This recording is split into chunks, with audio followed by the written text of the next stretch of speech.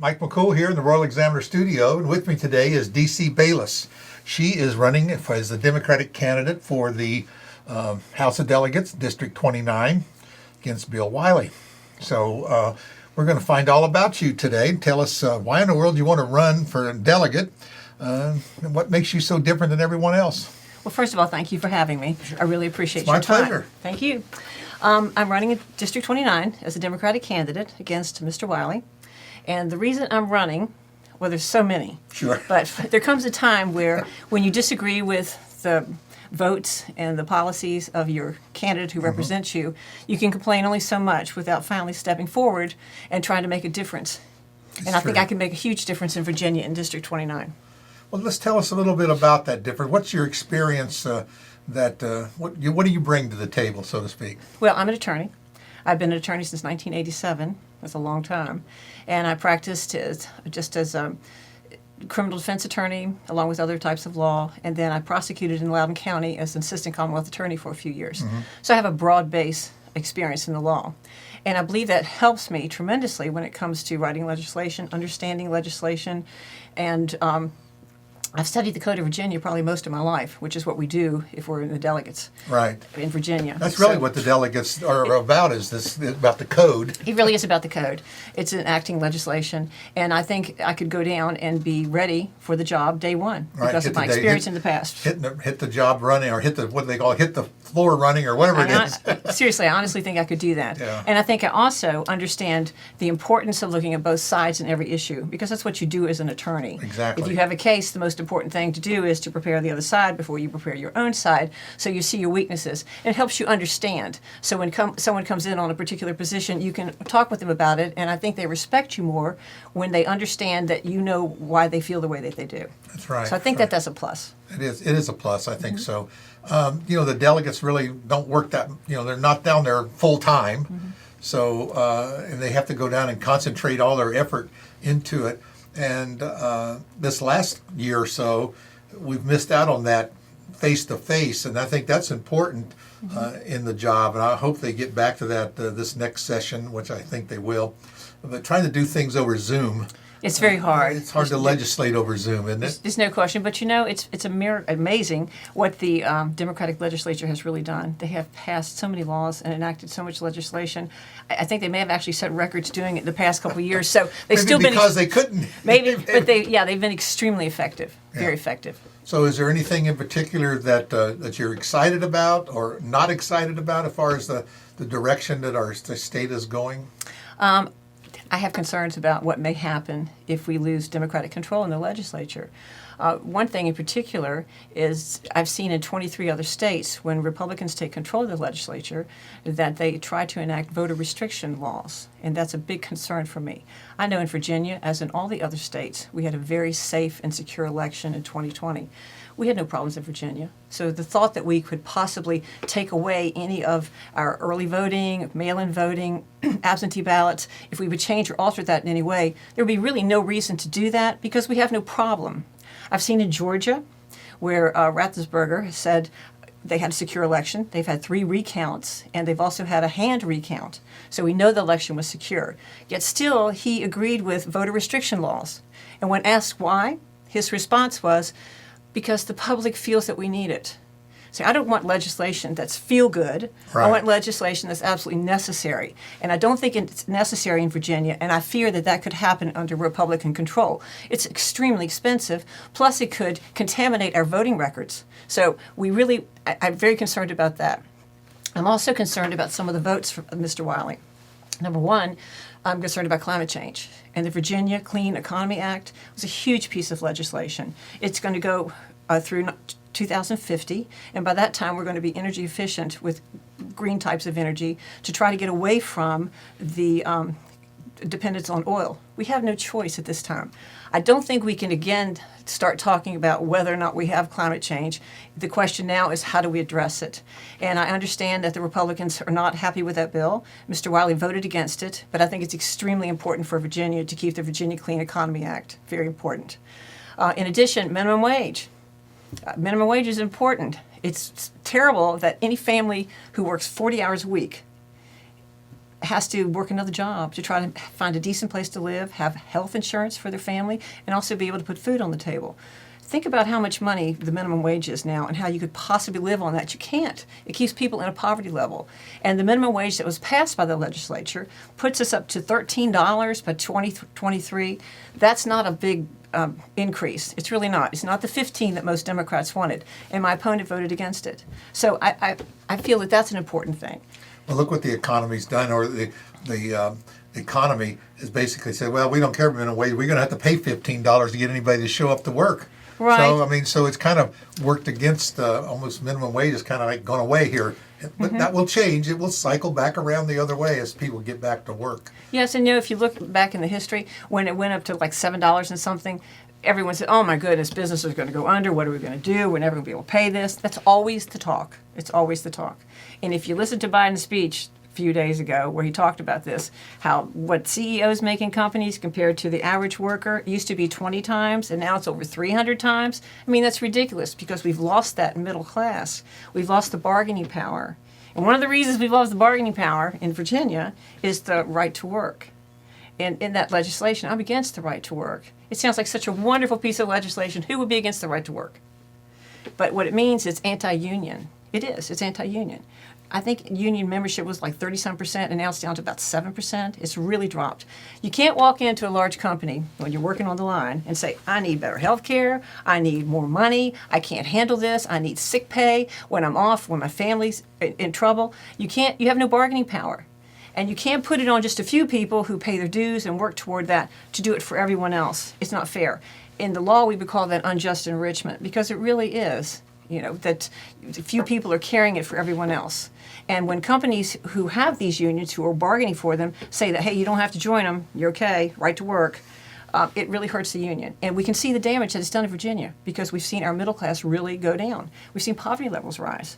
So I think it's extremely important that we do away with the right to work legislation. That'll be hard. That's a hard sell. Hard sell. That's a hard sell. That's any red state will be a hard sell because that's between the right to work and Second Amendment. There's a few little things that the Republicans are going to stay hard on, and that's they're going to stay hard. And I noticed when Mr. Wiley spoke with you, and Mr. Wiley, I'm sure, is a wonderful man. I'm not saying anything about him personally. He's probably a wonderful person, but his. That's what he said about you. No. Did he say that? Good for him. See, he's a smart man.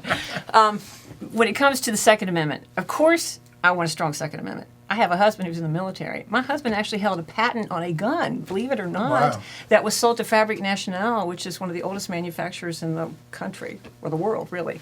So I'm not anti-gun in any way. But we have to remember under the Heller case, which is the big case in 2008 that pushed rights up for gun ownership a little bit more, it said that Justice Scalia said, this doesn't mean that we can't have any restrictions. We have a lot of restrictions already.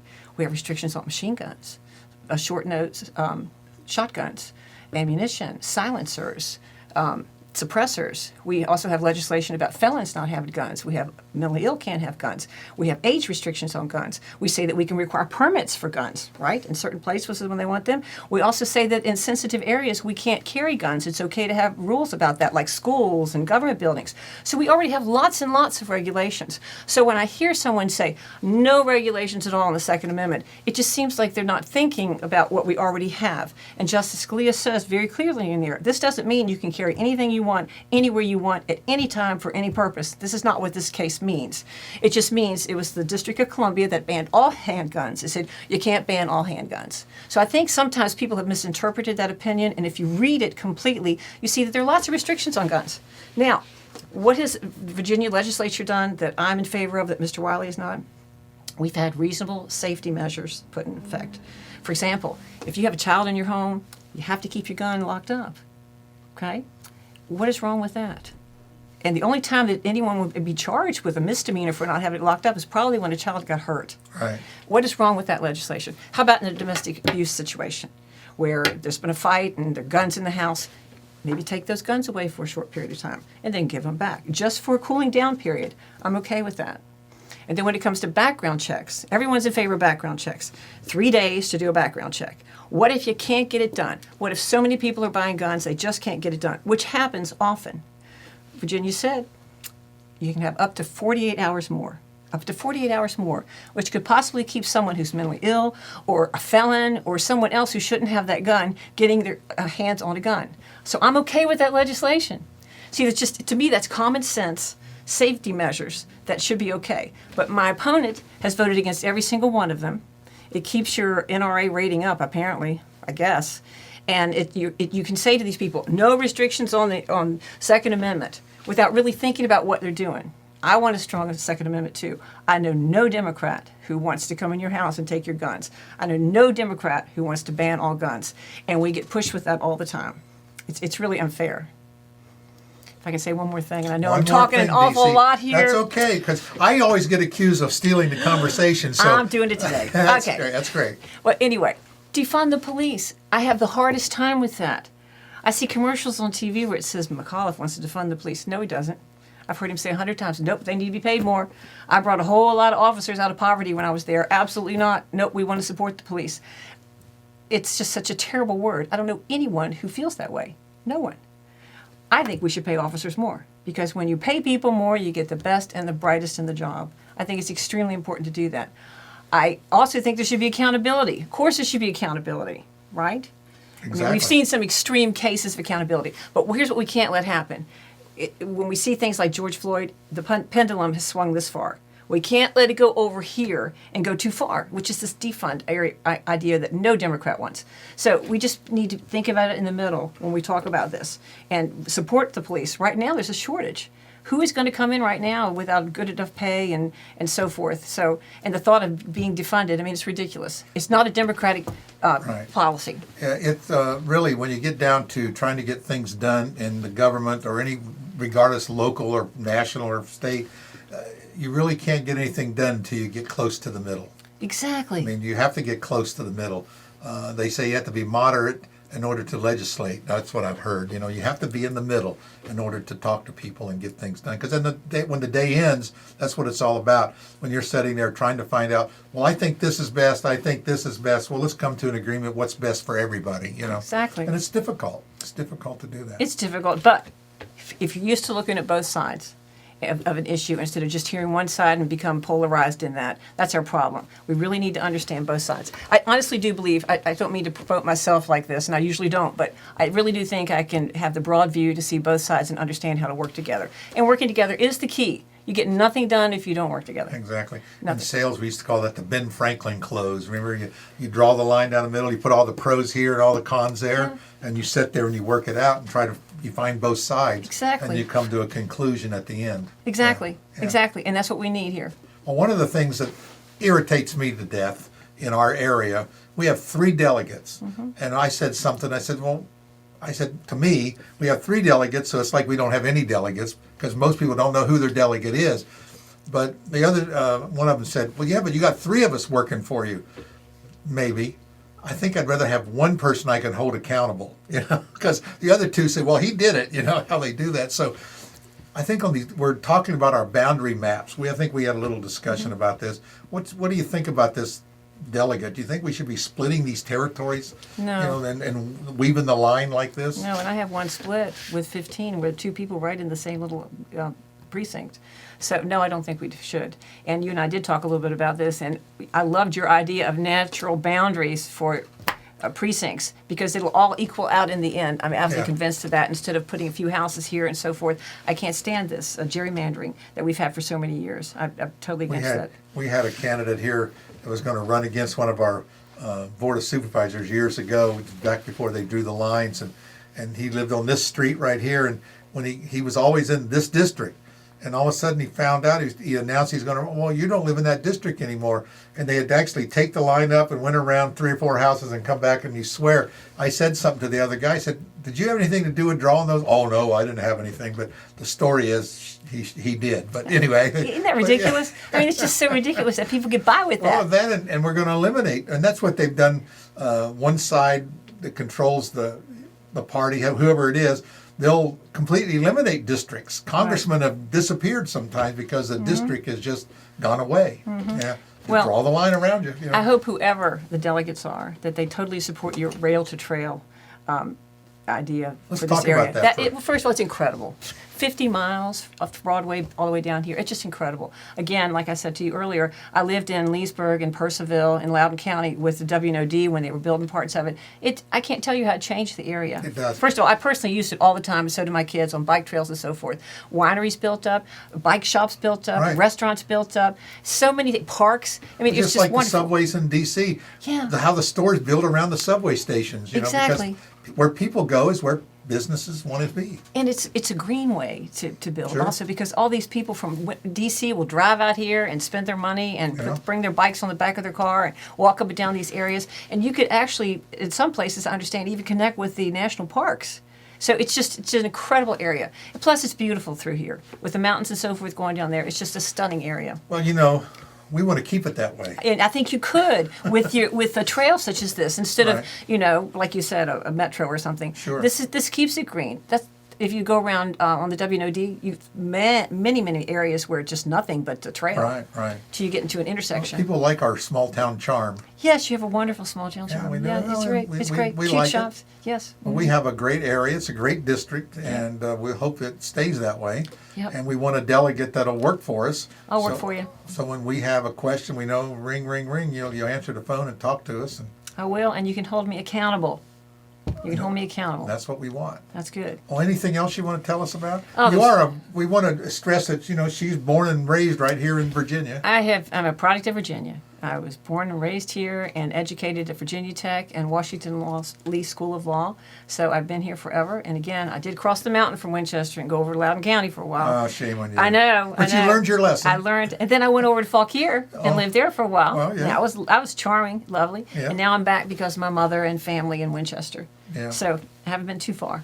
Well, they had a rope tied around you, They had a let you rope. go, let Yeah. you a little loose and do Took it. a But little loose. it's Yeah. glad you're here. Anything else you want to talk about? Well, This is do you have any questions? I have a few questions, but I think that you covered quite a bit of them, and I think the real answer is we're going to put the information about your website below the video. Great. People can check you out And on Facebook. On Facebook, and find out more about you and see if they like what you have to say. I mean, I think that's important. To do that, this happens every 2 years, and this is your first adventure into politics, isn't it? Very first. I think people really like that non-politician. It kind of Well, I'm 65 years old, Well, so we I've don't- waited quite a while before jumping in here. But we get wisdom as we get older. we do, Yeah. no question. I know.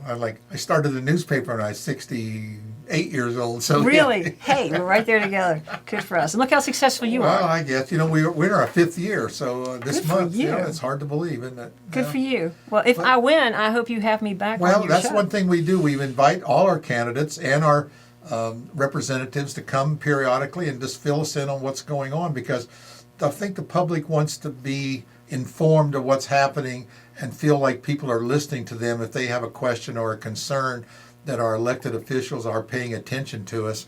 And hey, you might not do what I ask, but at least I want you to consider it and weigh it in with the other information that you get. Right.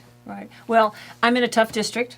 We have to say that. You are in a tough And I'm district. working extremely hard. And what's going to help me to win, because I know I can win, is get out the vote. That's the most important thing, because we're an off election, Yep. which makes it very difficult. And right after a gubernatorial election is tough to come off. A presidential election is tough to come off and have the Right, governor's right. election.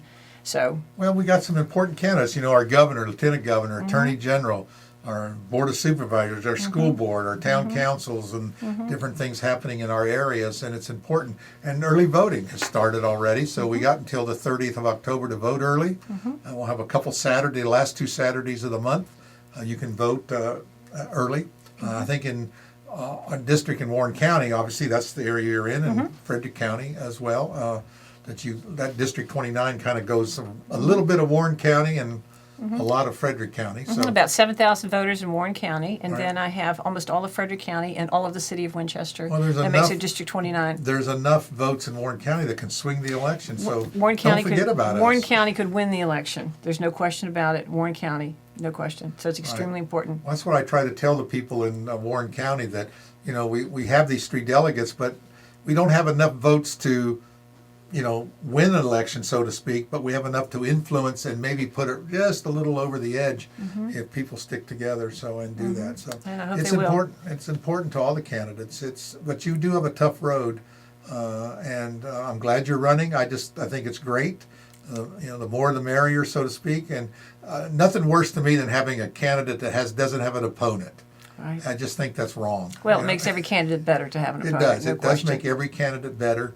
And And we deserve to hear both sides. I think so. I agree with that. So maybe before the election, we got about 40 days left, or Or less, 30, yeah. a little less than 40 days. So if the spirit moves you, you're welcome to come back again as we get a little closer. And if you win, we want you to come back and keep us informed of what's happening in our district. Great, I certainly If will. we still have a district. We'll have one. We'll have one. Great. Well, thank you Thanks, so much. DC. I really appreciate Thank you you, coming Mr. in. McCall. I you. really Thank you. appreciate it. Thank you. Thank you all.